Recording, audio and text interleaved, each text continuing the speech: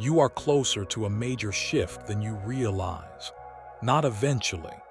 Not someday when you finally get it together, when the circumstances align, when the people around you finally see what you carry. Right now. In this exact season that has felt the most stagnant, the most suffocating, the most resistant to movement, something is shifting beneath the surface that your natural eyes cannot detect. And the reason you haven't been able to feel it isn't because it isn't happening. It's because the kind of shift that is coming for your life moves in the invisible before it ever becomes visible. It reorganizes things in the spirit before it rearranges things in the natural. And you have been so focused on what you can see, the stillness, the sameness, the slow grinding repetition of a season that won't seem to end, that you have missed the signal of what is already in motion. But something made you click on this message today, and I don't believe that was an accident. There is a particular kind of exhaustion that only a chosen one knows. It is not the exhaustion of someone who has been lazy. It is not the tiredness of someone who gave up. It is the bone-deep fatigue of someone who has been faithful for so long, in the dark, without applause, without visible evidence that any of it was working, and who is now standing at the edge of something they cannot name but can feel pressing against the inside of their chest like a door about to open. You have been carrying something heavy for a long time, and the weight of it isn't the weight of failure. It's the weight of an assignment that has been growing inside you while your outer circumstances remained unchanged. Stay with me, because by the time this message is finished, something is going to unlock in you that has been sealed for a very long time. Let me ask you something, and I want you to sit with the answer honestly. When was the last time something actually changed? Not on the surface. Not the small adjustments that create the appearance of movement without the substance of it. When was the last time something shifted at the core level? When was the last time you went to sleep feeling genuinely different than the person who woke up that morning? When was the last time you felt the ground of your life moving, not in the terrifying way, but in the way that tells you something is being repositioned? For most people reading this, the honest answer is, it has been a while. And the thing that makes that silence so hard to carry is that you know something is supposed to be different. That knowing is not delusion. That knowing is not wishful thinking. You sensed it before anyone told you, the sense that your life was designed for movement, for progression, for a story that builds rather than stalls. And the longer the stall has lasted, the louder the gap has become between what you sense is true about your destiny and what you can see when you look at your current reality. That gap is not evidence that you were wrong about your calling. That gap is evidence that you are in the final compression of a season that is about to release. Think about what happens in the natural when pressure builds without release. The force of the eventual movement is proportional to the length and intensity of the compression. The longer the stillness, the more significant the shift. The deeper the silence, the more powerful the sound that breaks it. You have been in compression for longer than felt reasonable, for longer than you wanted, for longer than the people around you could understand or stay patient with. And the compression has not been wasted. Every day of the still season was loading something, building something, storing something, and the question was never whether it would release. The question was always what the release would look like when the pressure finally found its opening. Your opening is closer than you can see from where you are standing right now. I need to tell you something about stuck seasons that nobody talks about. Because the way the world frames feeling stuck and the way heaven frames it are completely different things, And if you've been applying the world's interpretation to your situation, you have been misreading your own story. The world says, if you are stuck, something is wrong with you. Fix the strategy, change the approach, work harder, be more visible, stop waiting and start moving. And so you did all of those things. You tried the different approach. You worked harder. You put yourself out there when everything in you wanted to retreat. You kept moving even when the movement felt circular, even when you ended up back in the same place you started, even when the effort produced no visible return. And then, after all of that, you were still here, still in the same season, still watching people around you move through doors that remained closed for you. And the conclusion you started to draw slowly, quietly, in the private conversations you had with yourself, was that maybe the problem really was you. Maybe you were the common denominator. Maybe the destiny you felt was just something you imagined. That conclusion was a lie, and it was one of the most sophisticated lies ever told to you, because it used your own faithfulness as evidence against you. Here is the truth that this explains something that has never made sense until right now. There are seasons that are not stuck because of your inaction. They are held because of divine timing. There is a difference between a door that is closed because you are not yet ready and a door that is closed because the timing has not yet arrived. You can improve yourself indefinitely, but you cannot accelerate divine timing. You can become the most prepared version of yourself, but you cannot make something happen before the moment that was set for it to happen. And the most disorienting seasons of a chosen one's life are the ones where the preparation is complete but the timing has not yet arrived, where you are ready, and everything in you knows you are ready, but the door is still closed and you cannot find a reason that satisfies. That is not failure. That is the final hallway before the room, and the hallway is shorter than it looks. Let me tell you about the people who left this season. Because for many of you, the feeling of being stuck has been made worse, significantly worse, by the shifting of relationships during this waiting period. People who were consistent became inconsistent. People who were close became distant. Friendships that had been steady for years quietly drained of their former warmth and left behind something functional but hollow. And you looked at those changes and added them to the weight of everything else, assuming that the relational shifting was another form of loss in a season that had already asked too much of you. But this is what you felt and could not put into words, that even in the grief of those relationships changing, something in you recognized the movement as necessary. Something in you, underneath the sadness, understood that certain people belonged to the previous season of your life in a way that made them incompatible with where you are going. Not because they are bad people, not because the history wasn't real, but because the destination you are moving toward requires a different kind of traveling companion, and the people who are meant to walk with you in the next season cannot fully enter your life while the previous season's relationships are still occupying that space. Heaven was not taking things from you. Heaven was making room. This is what others could not understand.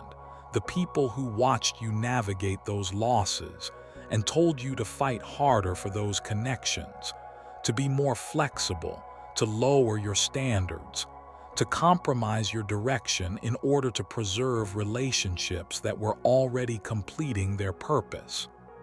They gave you that advice from a genuine place, but from an incomplete vantage point. They did not know that what looked like relational loss was actually relational realignment. that the emptying was creating capacity for something fuller, that the loneliness of the transitional season is always temporary, because the people who belong to your next season are already being prepared to enter your life with a precision and a timing that will make the wait make sense. They are coming.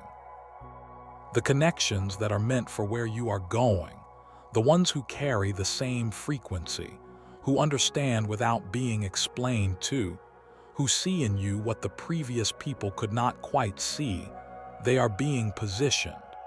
And the space that felt like absence is actually vacancy, reserved for something better, held open for what your next season requires.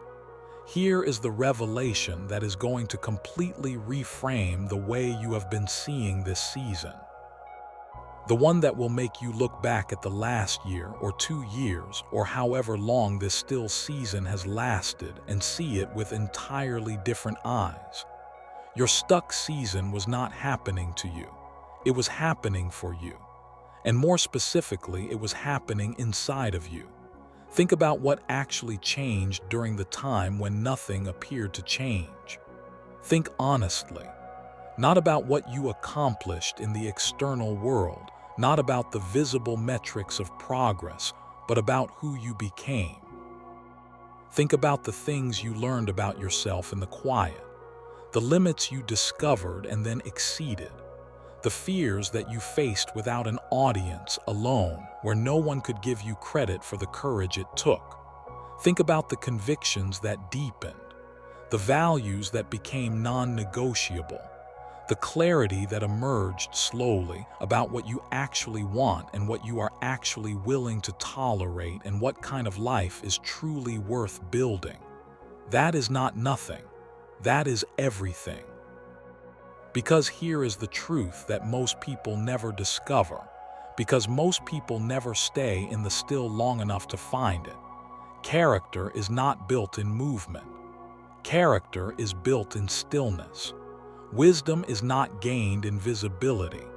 Wisdom is gained in obscurity. The depth that makes a chosen one different from someone who simply has talent or ambition or favorable circumstances. That depth is forged in exactly the kind of season you have been living through. And you cannot rush it without losing the thing it is producing. You are not stagnating. You are consolidating. You are integrating everything that the previous seasons broke open and scattered, bringing it together into a coherence and a steadiness that is going to make the next season of your life not just successful but sustainable. Because here is what happens when a chosen one moves too quickly into their assignment before the interior work is done. They arrive at the destination, but they are not ready for it. The success becomes a burden. The visibility becomes a pressure they cannot carry. The platform, the influence, the opportunity, all of it arrives before the foundation has been properly laid, and what should have been elevation becomes collapse. Heaven does not want your collapse. Heaven wants your endurance. And so the season was extended, not because you were failing, but because the foundation was being laid with a thoroughness that required more time than you wanted to give it. Everything has been preparing for this moment. Every single thing. Now I want to talk about something you have probably never heard framed this way before. And I want you to pay close attention, because this is the thing that is going to shift how you move from this day forward. There are 2 kinds of people who feel stuck in a season. The first kind is stuck because they are resisting. They are holding onto something that needs to be released, a comfort, an identity, a relationship, a version of themselves that was right for where they were but wrong for where they are going, and the resistance is creating friction that slows the transition. The season is not withholding from them. They are withholding from the season. The second kind is someone in a different position entirely. They have done the releasing. They have let go, sometimes painfully, of the things that needed to go. They have done the inner work. They have faced the hard questions. They have stayed faithful in the obscurity. They have shown up for a calling that has not yet produced visible evidence of its reality. And they feel stuck not because they are resisting the transition, but because they are waiting for it. Standing at a door with their hand on the handle, fully prepared, fully ready, and the door has not yet opened. You know which one you are. Most people reading this in the depth of their honesty know exactly where they sit. And if you are the second person, if you have done the work, released what needed releasing, and are now simply waiting, then what I am about to say is the most important thing you will hear today.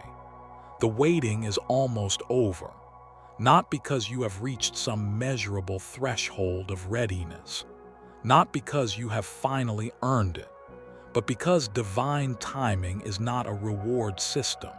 It is a precision system.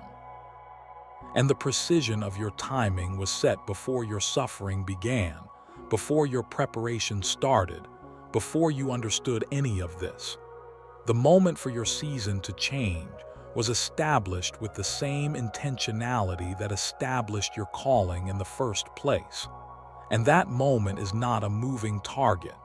It is a fixed point, and you are approaching it with every single day that passes. Only a chosen one understands this feeling, the simultaneous exhaustion and certainty. The tiredness of the wait coexisting with an unshakable sense that it is almost time. Like you are running a race that has gone on far longer than expected, but something in your body knows the finish line is close. Not because you can see it, but because you can feel the shift in the atmosphere. Trust that feeling. It is not wishful thinking. It is a spiritual instrument that has been calibrated by everything you've been through. Let me speak to something specific. Something that has been sitting quietly in the background of your stuck season, creating a kind of low-level noise that you've learned to live with but never fully resolved. The question of whether you heard correctly. In the beginning, whenever that beginning was for you, there was a moment of clarity, a vision, a conviction, a knowing that was so undeniable that you built the architecture of your hope around it. You understood what you were being called toward. You understood the direction. And you stepped into it with a faith that cost you something. Maybe it cost you security. Maybe it cost you relationships. Maybe it cost you the easier path that other people took while you took the harder one because the knowing was too strong to ignore. And then the confirmation stopped coming. The clarity became cloudiness. The path that seemed so defined began to feel less certain, and the distance between where you were and where you understood yourself to be going began to feel less like progress and more like confusion. And in the quiet moments, the ones you don't share with anyone because they feel too vulnerable, too close to doubt, you have wondered whether the original knowing was real. Here is what I need you to hear. The clarity of the calling is not always maintained at the same intensity throughout the journey.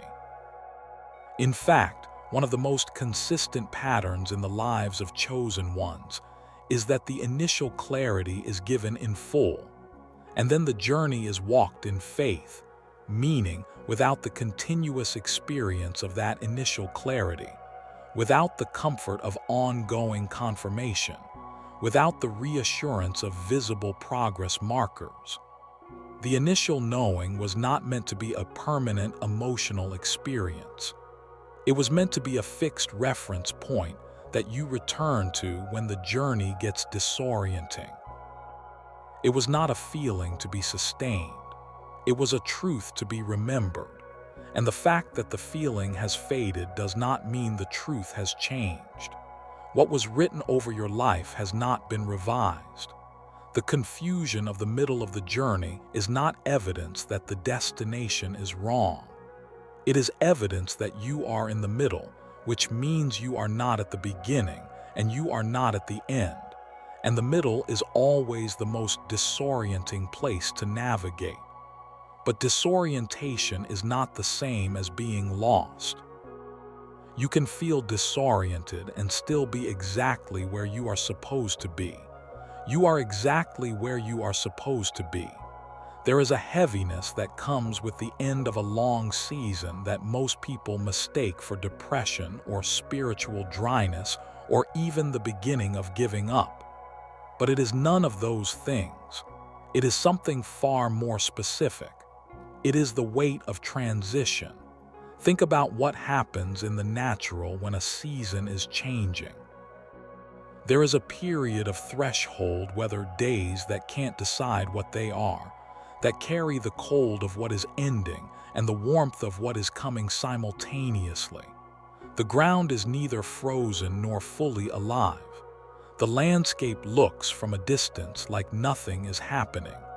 But underneath, in the invisible layer, the most significant biological activity of the entire year is taking place. Root systems are extending. Seeds that have been dormant are cracking open. The infrastructure of the new season is being built in the dark, in the cold, in the layer that no eye can see, so that when the warmth finally arrives and the visible world responds, the response is explosive, sudden, seemingly from nowhere. It was never from nowhere. It was from months of invisible work done in the exact conditions that made the visible breakthrough possible. You are in the threshold.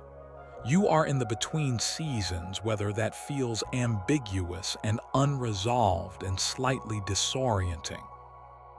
And the groundwork for your spring is happening right now in the layer you cannot see. The roots are extending. The seeds are cracking. The infrastructure is being built. And the emergence, when it comes, is going to look sudden to the people who were not watching your winter. But you know what it cost. You know what you were doing in the cold. You know what faithfulness looks like when there is no audience and no reward and no visible evidence that any of it matters. And the knowing of that, the private, unshared knowledge of your own endurance, is going to give the emergence a depth and a rootedness that sudden success stories never have. You are not behind. You are deeply rooted.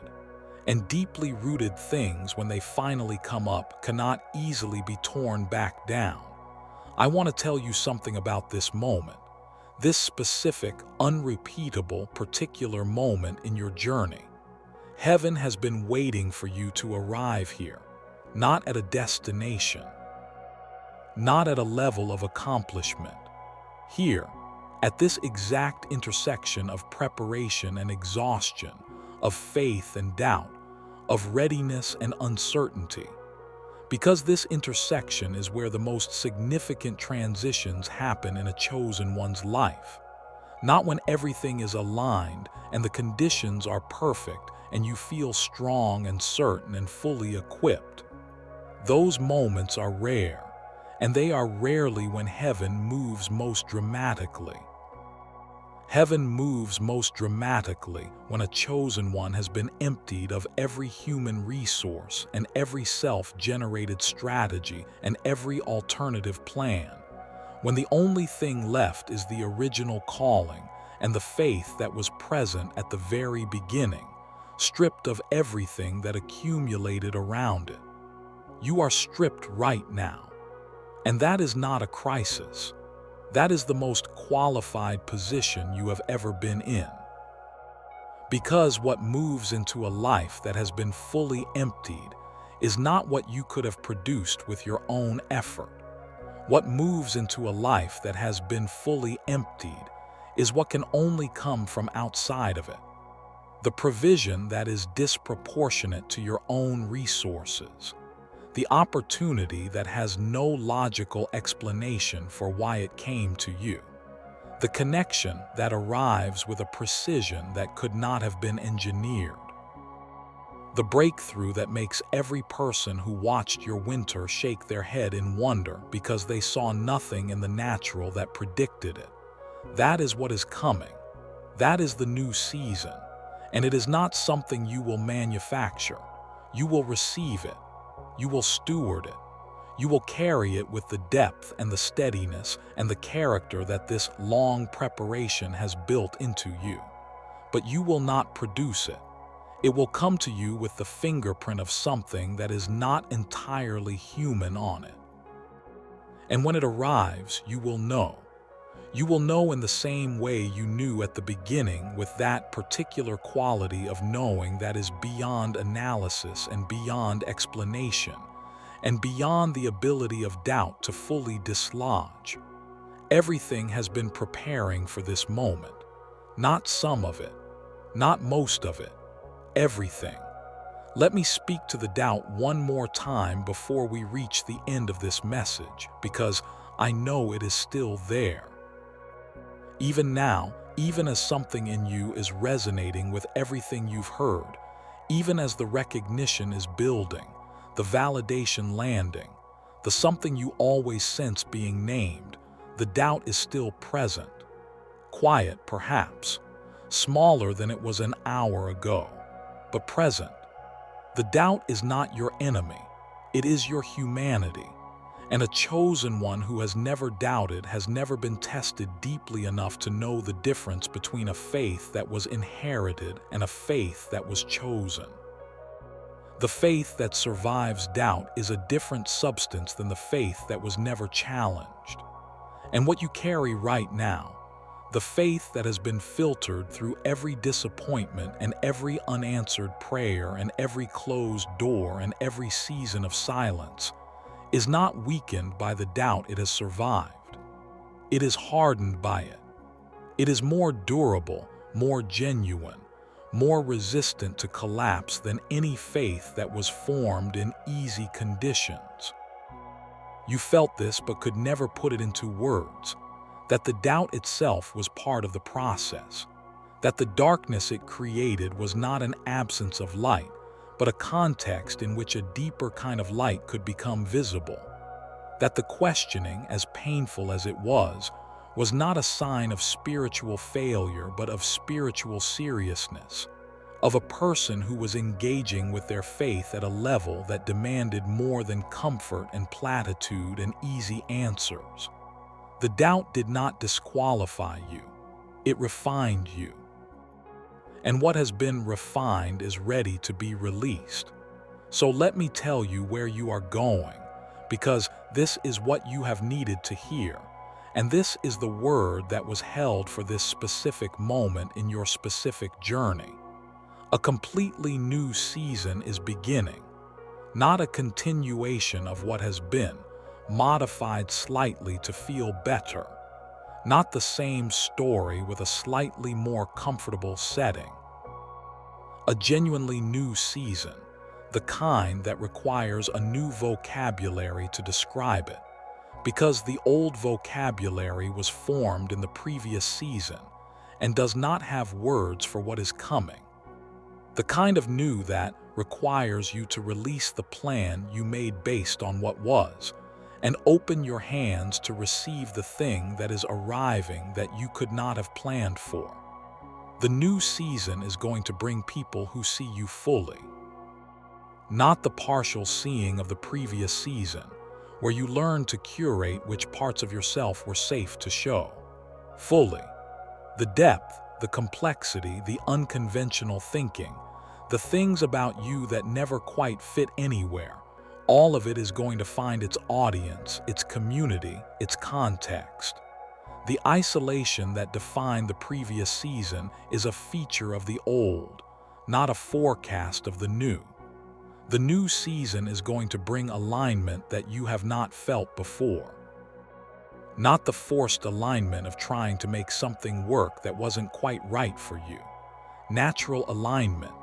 The sense of being in the right place at the right time, doing the right thing alongside the right people, which is something so foreign after the long season of misalignment that it will take you a moment to recognize it. Give yourself that moment. Let yourself adjust. You are not wrong for needing time to believe that the good thing is real. The new season is going to vindicate the faithfulness of the old one. Every prayer, every act of obedience in the dark, every choice you made to keep going when stopping would have been entirely reasonable. The faithfulness of the waiting season is not left behind when the new season begins.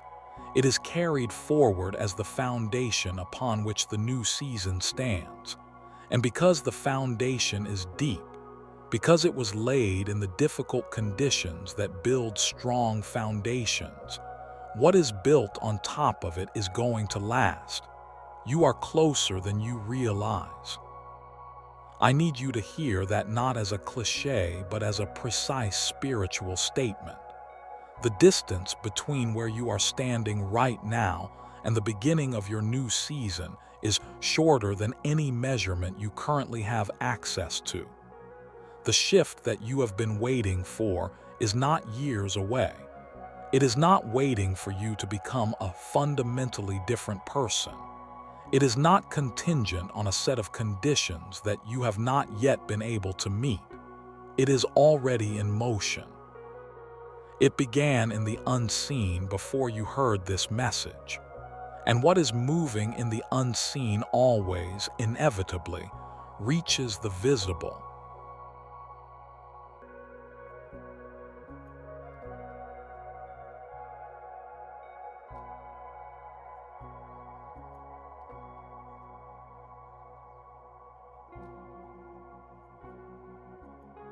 Your preparation was wasted. Nothing about your journey has been wasted. The tears that fell in private, the doors that closed in your face, the years that felt like they slipped through your fingers without producing what they are supposed to produce. Not one moment of it has been lost. Heaven does not waste suffering. Heaven does not collect your faithfulness and leave it unaccounted for.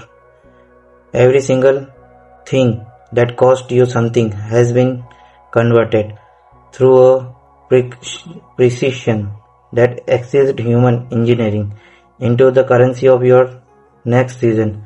Your uniqueness was intentional. The things that have made you feel like an outsider, the way you see the world differently, the depth you carry that others find overwhelming, the sensitivity that has been both of your greatest gift and your most exposed vulnerability, all of it was by design. You were not made too much, or too different, or too complicated. You were made exactly right for an assignment that requires exactly that, and the new season is going to make that clear in ways that the previous season could not, because in the new season, the thing that always felt like a liability is going to function finally as the asset it always was. Your story is still unfolding, and the chapter that is about to being is the one that the previous chapters we are building toward, the one that gives the painful parts their purpose, the one that makes the silence part finally speak, the one that the people who watch your winter will read and understand at last why the winter was long as it was, because what is was producing required every single day of it. This is your season change, and it already beginning.